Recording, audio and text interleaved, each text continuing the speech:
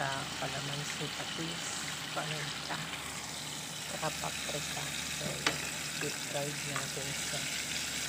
Nag-iisipan ko pa kung gagawin kong buffalo wings ko guys. Or fried chicken lang.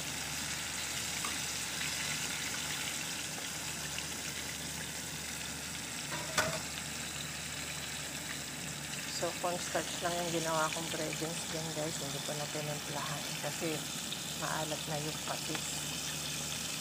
So, ayan guys. Na-steam na natin yung ating buko pandan na puto. Ayan. Kakaluto lang guys.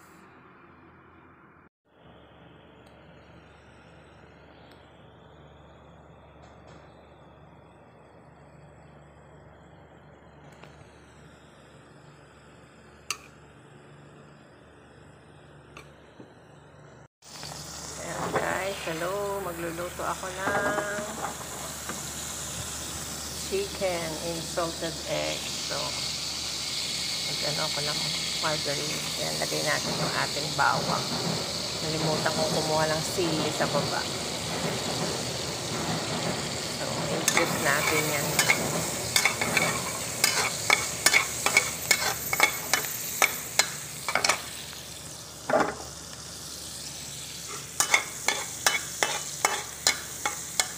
Meron ako dito ang 3 egg yolks na salted eggs. So, yung pulat ang gagamitin natin, guys. Minash ko na yun.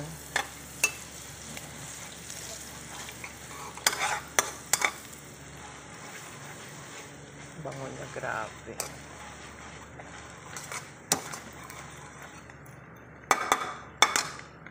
Lagyan ko siya ng konting nestle cream, guys.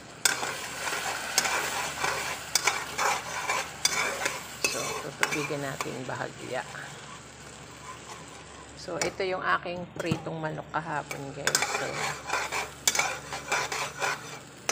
pinano ko siya. Lagyan ko ng salted eggs. Tubigan ko yung nestle cream. So, ayan, guys. Nilagyan ko ng konting tubig at paminta.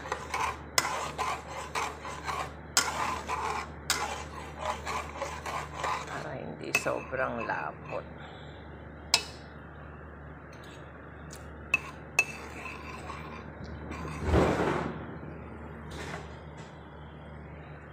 Wala yung lakas ng hangin.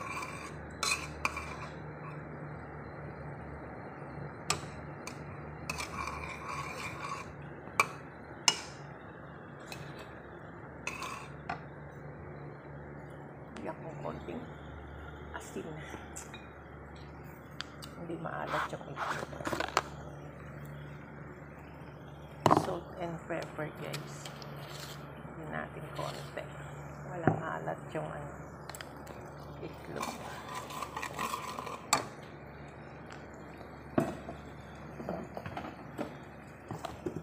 And konting weixin.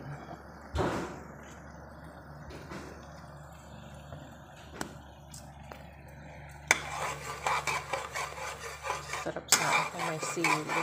Kalimutan ko kumuha ng sili.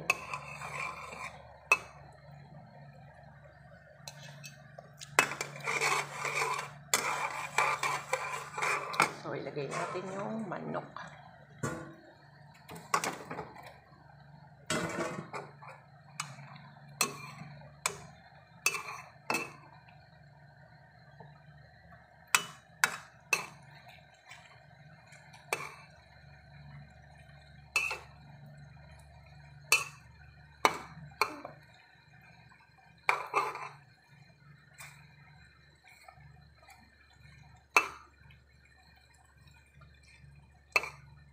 So, ganitong gawin nyo guys pag may mga leftover kayong manok. I-level up nyo. So, yan. Dapat buffalo wings gagawin ko dito eh. Kaya lang di pa ako nakagawa ng salted eggs. So, ayan. Ginawa natin salted eggs. Creamy salted eggs. So, guys.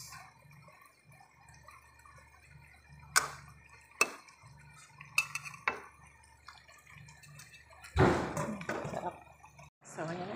So, almost done na ang ating creamy salted eggs.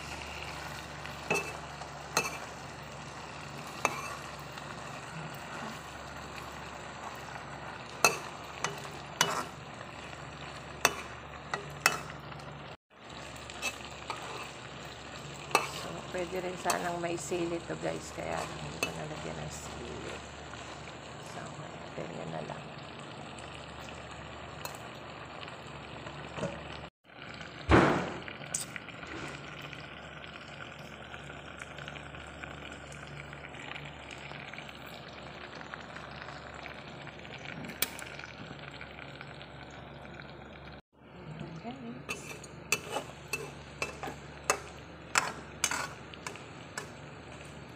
Ating creamy salted eggs.